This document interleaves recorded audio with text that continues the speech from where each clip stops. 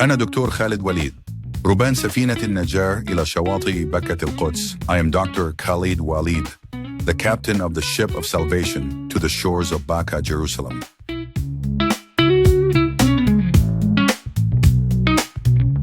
Welcome back, everybody, for another deep dive. Today we're going to be exploring a question that I find really fascinating. Oh, yeah? And it really kind of challenges the way that I've always thought about faith and religion. Okay.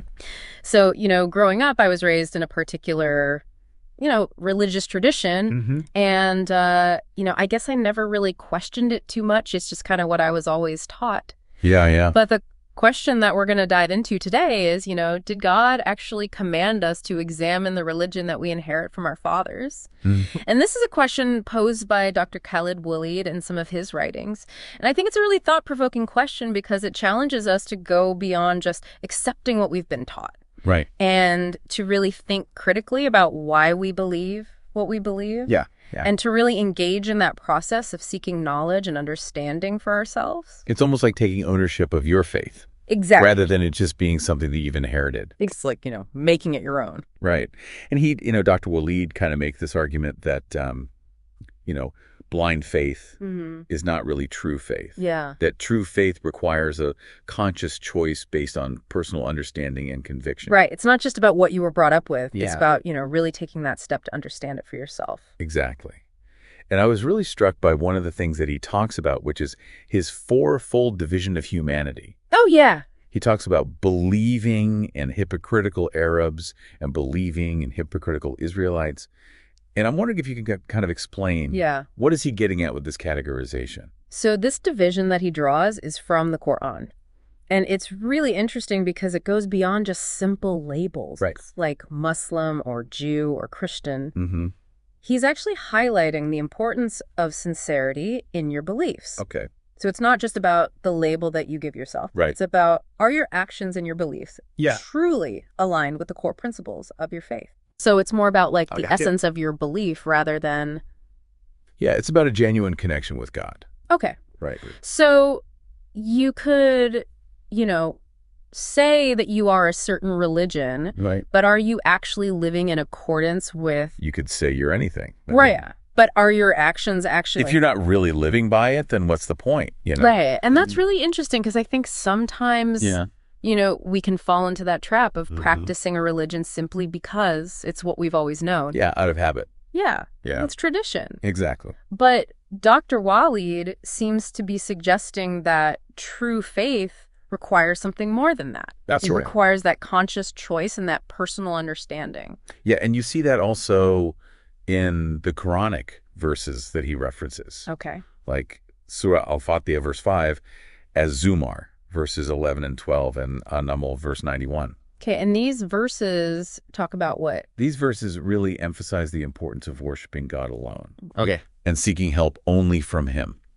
So it's about that direct connection with God. So how does he connect this idea of submitting to God alone with questioning our inherited beliefs? Well, I think what he's saying is that if we're truly submitting to God alone, then our beliefs should be a result of our own seeking and understanding, right? Not just blindly following traditions. Okay. So it's about really owning your faith and making sure that it's rooted in something deeper than simply what you were born into. Okay. So it's about that personal connection. It's about taking that step to really make it your own. And not just accepting a prepackaged belief system. Right. But I'm wondering, how does he then reconcile this idea with the role of our parents? Because, often our parents are our first introduction to religion. So how do you balance this idea of questioning inherited beliefs with the respect and the honor that we owe to our parents? It's a great question. And he actually brings in a few verses from the Quran to address this. Okay. Surah Al-Isra, verse 23, Al-Aqaf, verse 15, and Lumanan, verse 14. Okay. All of these verses highlight the importance of treating our parents with kindness and respect, even if they hold different beliefs than us. Okay, so how does he bring those two ideas together? Well, we enter this world without choosing our parents or their beliefs. Right. We're born into a particular family and cultural context that inevitably shapes our early understanding of religion. And he acknowledges the profound influence parents have on our lives. Yeah. But he also encourages us to recognize that their beliefs might not necessarily align with what he calls the true religion of God. So it's almost like recognizing that our parents, they're doing the best that they can with the knowledge that they have. That's exactly. And the understanding that they have. Yeah. But we're also called to seek knowledge and truth for ourselves. Right. So it's a delicate balance. It is a very delicate balance. But I think it's an important one. It is. And it makes me wonder then about the process of transitioning from inherited faith. Yeah. Like, what does that journey look like? Well, he describes it as a journey that unfolds in stages. Okay. Often starting with acceptance during childhood. Okay. When you're young, Yeah. you just kind of accept what you're taught. Right. You don't question it. You don't really question Yeah. it. But then as we mature, and typically this happens during adolescence, Yeah. we enter a phase of questioning. Yeah. This can be a turbulent time filled with internal conflict, Yeah. potentially even tension with family members, Oh, absolutely. because you're starting to see things differently Right. than maybe you were raised to. You're starting to see the world with new eyes. Exactly. And you're trying to reconcile Yeah. what you've been taught. And it can be scary Mm. because it's like you're navigating uncharted territory. Right. You don't know where this is going to lead you. Yeah. And it's also challenging because Yeah. those are the people that you love the most. Absolutely. You don't want to create conflict with them. course. But at the same time, Yeah. you also feel this pull Right. to be true to yourself and to really explore. Be authentic Yeah. to your own beliefs. Yeah. And this is where things get really interesting Okay. because Dr. Waleed doesn't shy away from these complexities. Okay. He actually uses some Quranic verses to kind of illuminate Okay. these challenges and rewards. And what verses are those? So he talks about Surah Al-Aqaf, verse 15, Ara, verse 15, and Al-Baqarah, verse 167. Okay. And so we're going to take a quick break here. Okay. And when we come back, we'll dive into these verses. Sounds good. And really explore the different stages of transitioning from inherited faith I'm excited. and what that journey might look like for you. All right. So stay tuned. So, as we kind of delve deeper into these ideas of Dr. Waleed, it's important to remember that he doesn't offer like a rigid roadmap or anything. Right. Like he's not saying, follow these steps and you will have reached the truth. Yeah. It's more about a process of self-reflection and exploration. Yeah. He really wants you to ask yourself tough questions. Like what? Like, what do I truly believe? Why do I believe it? Is my faith based on a solid foundation of understanding or just what I was told growing up? Okay, so it's almost like taking a step back and really examining your beliefs. Yeah, like an inventory Yeah. of your spiritual understanding. Right, right. And I think sometimes that can feel really daunting. Oh, absolutely. Like, where do you even begin to do that? Right. Well, one thing he really emphasizes is seeking knowledge from a variety of sources. Like what kind of sources? He actually encourages people to read scriptures from different faiths, Okay. to engage in respectful dialogue with people from various backgrounds, Oh, wow. Okay. even to explore secular philosophies. Because he's saying that if you're truly searching for truth, you can't just limit yourself to one perspective. Okay, so it's almost like expanding your horizons Exactly. and really exposing yourself to a wider range of ideas. Yeah, getting out of that comfort zone. Yeah, and that kind of reminds me of what we were talking about earlier Okay. about submitting to God alone. Right. Because if you're truly, seeking understanding, then it makes sense that you wouldn't just limit yourself to one interpretation. Exactly. It's all connected. Yeah. Dr. Waleed seems to suggest that true submission to God requires this kind of intellectual honesty, this willingness to challenge your own assumptions, Yeah. to embrace that pursuit of knowledge, Yeah. even if it leads you down a path that's unexpected or uncomfortable. But I imagine that could be really unsettling for some people. Oh, absolutely. I mean, what if that journey leads you away from the faith that you were raised with? Right.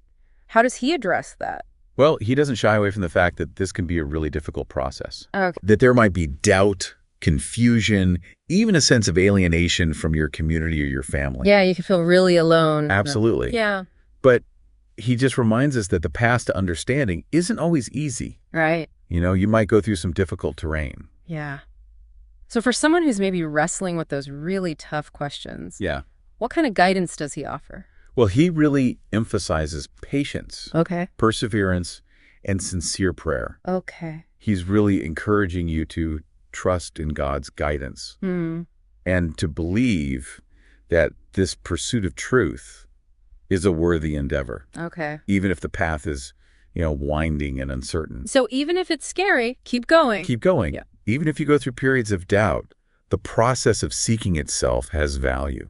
Okay. So it's almost like the journey itself is just as important as the destination. Exactly. The process of asking those questions and really wrestling with them can actually strengthen your faith. Right. It can deepen your connection with God. That's powerful. It's about coming to a belief system that really resonates with you personally. And it's about taking ownership of your faith. Absolutely. It's not about blindly following traditions. Yeah. It's about seeking understanding, asking those tough questions, and really finding what resonates for you. And it's not just about what you believe internally. Okay. He also talks about the importance of aligning your actions with your beliefs. Oh, okay. So it's about living it out. Living it out. Okay, Yeah. Okay. This idea of amal salih, which is righteous actions, is really important in his thinking. Okay. So what kind of actions would he consider to be righteous? Well, he doesn't give us like a checklist or anything. Okay. But he does highlight things like compassion, justice, honesty, humility. Those are good. Those are all qualities that represent genuine faith for him.